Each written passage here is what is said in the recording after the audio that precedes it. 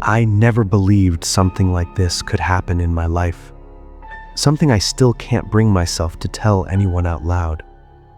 This is the first time I'm telling this story, because even now I'm not sure whether what I saw was real or if something made me see it. It started near the end of 2018.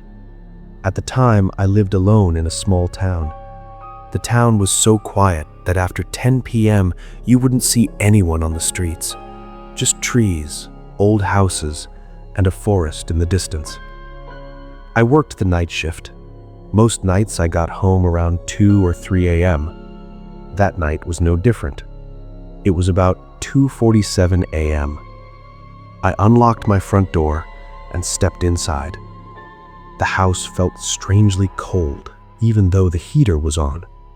I took off my shoes and sat down on the couch.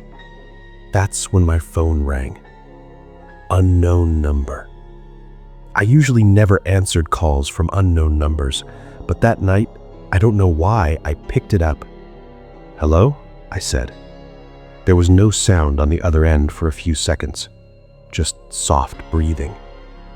I said again, "Hello? Who's this?" Then, in a very low voice, someone said, "You're home alone right now, aren't you?" My whole body went cold. "Who are you?" I asked. The voice replied, "Make sure the window is closed properly." I stood up immediately and looked toward the living room window. The curtain was moving slightly. My heart was pounding so hard it felt like the sound would come out of my chest. Holding the phone tightly to my ear, I said, "What do you want?" The voice on the other end said, "I just want to make sure you won't sleep tonight." The line went dead. I stood there frozen. My hands were shaking. The phone slipped from my hand and hit the floor. I walked toward the window and pulled the curtain aside. There was no one outside, only the streetlight in front of my house flickering weakly. I thought it might just be a prank call, but right then, a message came in on my phone. Unknown number. Close the curtain. I don't want to see you. Reading the message sent a shock through my head. Close the curtain. I don't want to see you. What did that mean? Was he still standing outside? I slowly pulled the curtain closed. My hands were shaking so badly that the rod hit the wall and made a noise. Right then, another message came in. Unknown number. Good. Now check the door lock. My throat went dry.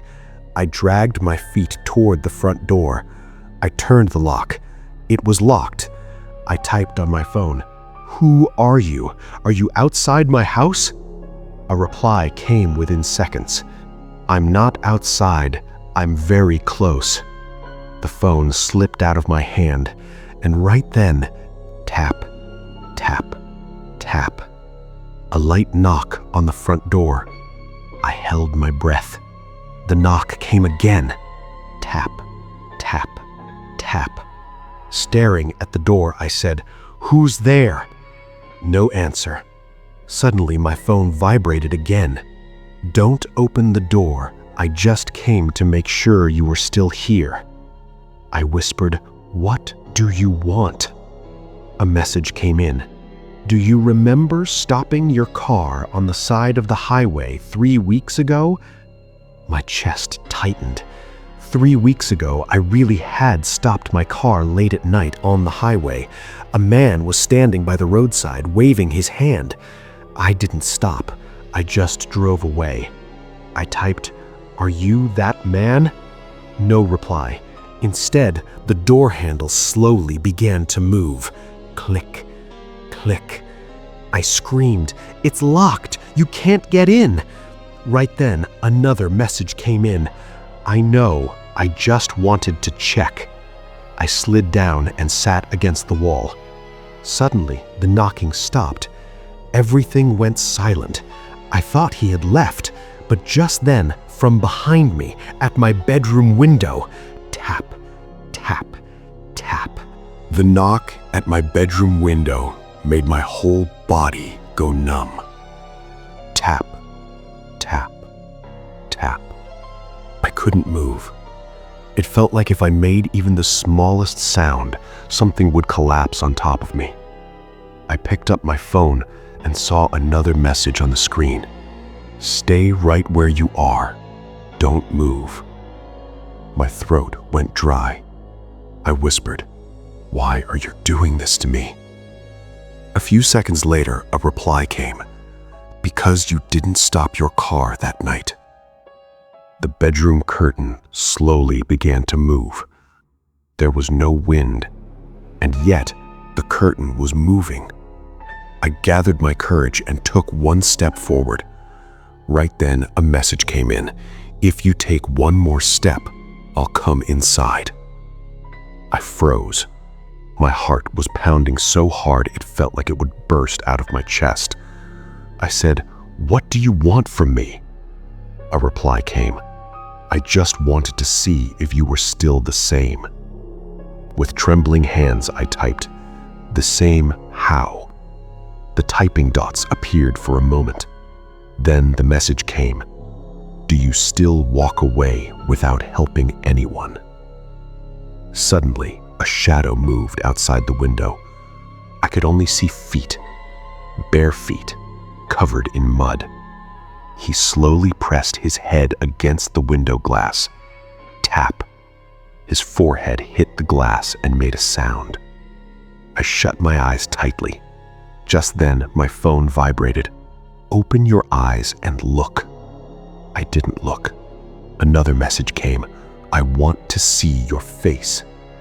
I cried and said, "I'm sorry. I was scared. I didn't stop." A few seconds of silence. Then, the knocking on the window stopped. I opened my eyes and looked toward the window. The shadow was gone. Breathing hard, I sank down onto the floor. Right then, one last message came in on my phone. "I'm letting you go tonight. Next time, you will stop." After that, the unknown number blocked itself. But it didn't end there, because what I saw the next morning. I couldn't sleep all night. I sat on the couch with the lights on, holding my phone tightly in my hands. I flinched at every little sound. Around 5:20 a.m., light started coming in through the cracks of the window. I thought he was gone. It was over. I gathered my courage and walked to the front door. I looked outside through the peephole. No one was there. I slowly opened the door. And right then, my breath stopped. Lying on the ground in front of the door was an old mobile phone. The screen was cracked. There were mud stains all around it. I picked up the phone. As soon as the screen turned on, I saw an open message. Draft message. "You didn't stop. You didn't look. You didn't even try to see if I was alive." My hands started shaking. Just then, a notification came in on my own phone. A new message from a blocked number. "This is my old phone. You left it behind the day you passed me and drove away." My head spun. 3 weeks ago, on the side of the highway, I had seen a black object lying on the ground. I thought it was just trash. I didn't stop.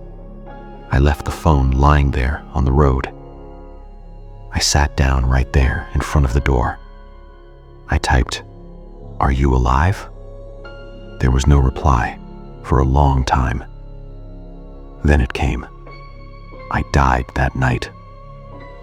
No sound came out of my throat. Another message came in. "You were the only person who saw me." The phone slipped out of my hand. Just then, from behind the door, a soft voice said, "Now you've seen me." I slowly turned my head. In the mirror inside the room, someone was standing behind me. Bare feet, covered in mud, The moment I looked into the mirror, I knew this was no longer a human shadow. I couldn't see his face clearly, only his eyes, completely black, empty, staring straight at me. In a trembling voice, I said, "You're behind me, aren't you?" He slowly nodded his head. The room suddenly turned freezing cold. I could see my breath in the air. He whispered, "I just want you to remember." With tears in my eyes, I said, "I'm sorry. I didn't know you were hurt. I was scared." He took one step forward. Muddy footprints appeared on the floor. "You're not alone," he said. "You are never alone." Suddenly, my phone turned on by itself. One final message appeared on the screen. "Now it's your turn to make someone stop." I screamed and shut my eyes. And when I opened them again, the room was empty. Only me in the mirror. No mud. No shadow. I left that town the same day. A new place, a new job. Everything went back to normal. About a year later, 11:43 p.m., I was driving on the highway. Suddenly, I saw someone standing by the side of the road, waving a hand, head down, bare feet. That old cold feeling came back into my chest. I hit the brakes. I stopped the car. I opened the door and stepped out. "Are you okay?" I said. The person slowly lifted his head. His face, it was just like mine. Exactly like mine. In a very low voice, he said, "You're not going to stop, are you?" Just then, my phone vibrated. Unknown number. Only one message. "Thank you. Now